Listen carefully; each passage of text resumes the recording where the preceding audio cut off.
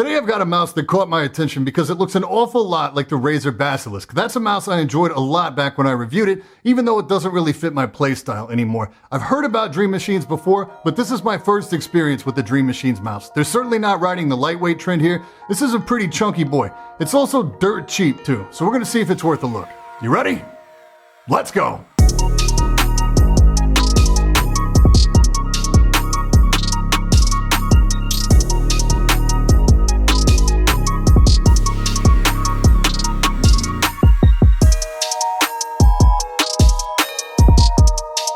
This video is brought to you by Bookmark.com. Bookmark's a free website builder where you can create a professional-looking website with hosting in just a couple minutes by answering 7 simple questions. Bookmark's AI engine, Ada, literally builds your website right in front of your face in less than 2 minutes, and you can edit virtually every aspect of the page once it's complete. You can also upgrade to connect your existing domain and create an online store with e-commerce integration. It's awesome. Click the link in the description below or check them out at Bookmark.com. Yo, I'm Brian P. You're watching BadSeed Tech, and today we're checking out the DM5 Blink gaming mouse from Dream Machines. For transparency, they did send this out for review, but as you should know by now, doesn't affect my review in any way. Retailing for the crazy low price of $33 US, the Blink definitely has a familiar look. If you've ever seen the Razer Basilisk, it's impossible to ignore the similarities here. It's almost a one-for-one clone in terms of size and shape, but does have a few differences, most notably missing the thumb rest and most visually, the addition of the side panel RGB, which really is a pretty striking effect. This is a medium frame mouse that tips my scale at just over 100 grams.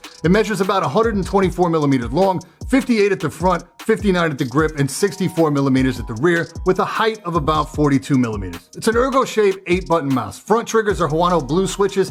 Mouse 1 is grooved, mouse 2 is not. It's got that classic ergo fall-off from left to right. Mouse 1, at least on my copy, is really rough, to the point where it makes using this mouse feel like a chore. The switch feels good, but the trigger itself is just a wobbly, rattly mess. There's play all over this thing, but the real offense is right here. Just a hint of pre-travel, and the post-travel feels solid towards the outside edge, but again, it's this area right here that's problematic. Mouse 2 has loads of side play as well, but it feels pretty solid under finger. Pre-travel, post-travel situation on this trigger feels good. Material on the body is matte plastic. DPI buttons are really low to the shell, so no accidental hits here. Side buttons here have a considerable amount of pre-travel as well. Front at least feels pretty crisp, but the rear button is mushy. Both are Huano black switches. Positioning here feels off too. They feel too high on the frame, and when you compare it to the Basilisk, you understand why. The thumb rest on that Basilisk puts your thumb in the perfect position to hit the side buttons comfortably, but missing the thumb rest, your thumb rides a lot lower here. In palm grip, my thumb doesn't feel positioned correctly at all. It's almost like the original design for this mouse called for a thumb rest, but it's simply been deleted here. There's another button here as well. They call it the DM shot. This is a sniper button. It's got a couple different sizes of button or a cap so you can remove it all together.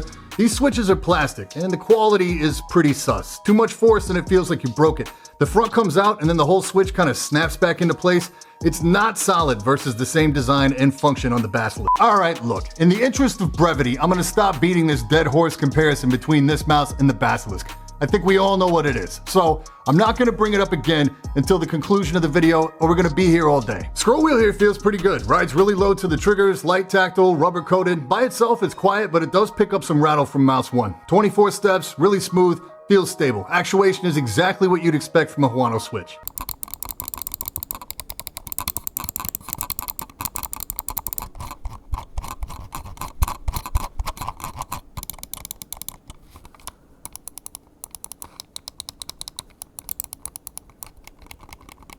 Cable here is a stock paracord. For the price of this mouse, it's great to see and it's done pretty well. Pretty flexible. It's not going to top the G-Wolves mice or the MM710, but it's good. Sensor on offer here is a $33.89. No surprises with the sensor, performs exactly as expected. Underneath you also have polling rate adjustment and a physical switch. You also have a power on and off button. Not 100% sure why, but it's there if you need it. The feet appear to be Teflon, pretty thin, one across the front, two small in the rear corners. There was a good opportunity here to have a large solid glide across the rear. I wish they would have gone that route. They do include an extra set of feet in the box as well. You also have a small glide around the sensor, and both it and the sticker on the bottom are misaligned, really driving home that budget look. I'm sure I don't need to point this out, but the mouse is absolutely dripping with RGB. It looks really good in the press photos. This look is accomplished by having the LEDs mounted on the PCB itself, firing up into a large translucent frame inside the top shell. This does a good job at diffusing the light, but it's still really obvious where the physical LEDs are located. You have a few basic effects, and the quality of the animated effects feels pretty budget also. Reminds me of like Christmas lights. There is is a physical toggle for the lighting on the firmware itself, but I sat on this review for about a week to give them time to get the software out. You can deactivate all this, but there is no zone control, so whatever effect you pick is global over the entire mouse. The sides that cover the RGB are simply matte plastic as well. They're not rubberized in any way, and you can see bits of the plastic edges through the translucent shell. Software then obviously has lighting control. The other functions are the basics. You can decide the clutch level of the sniper button. You can reassign whatever you need to, really. There's profile support,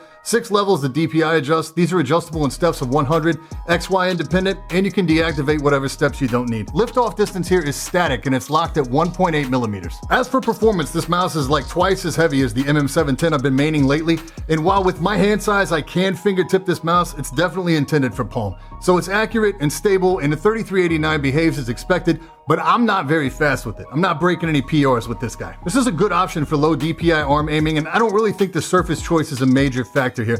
The thumb position does feel weird to me. It's like I either have to make a deliberate choice to keep my thumb up off the mouse pad, or I have to make a deliberate choice to reach up and trigger the side buttons. The DM shot button is intended to cut the DPI down to a specified low level to dial in sniper shots, but if you're already playing low sense, it's kind of redundant. Some more creative uses are push to talk or having it trigger a super high DPI for times when you need to spin fast to react or scan for targets. It's okay for claw, but not relaxed claw, because when you rest your hand on the rear slope, it has a tendency to push the whole mouse body forward. So, value. This was an interesting one here for me because I don't review a lot of mice on this end of the price spectrum, so when I found something to be critical of, another part of my brain was like, well, what do you expect for 30 bucks? I mean, you get what you pay for. If you live in the US, all in, shipping included, this mouse is gonna run you right at 42 bucks. The Basilisk, which has been in the market for a while now, will run you $5 or $6 more than that, depending on where you buy. Regardless of your feelings about Razer or their Synapse software, the DM5 feels like an early alpha prototype of the Basilisk. The cable is only slightly more flexible. You get truckloads of RGB. The scroll wheel and DPI buttons are both lower in the frame. The Basilisk will get you rubberized sides, one of the best scroll wheels ever in my opinion because you can adjust the tension, a much more solid implementation of the sniper button feature, and objectively, much better build quality. The Basilisk mouse feels solid in hand. The DM5 Blink mouse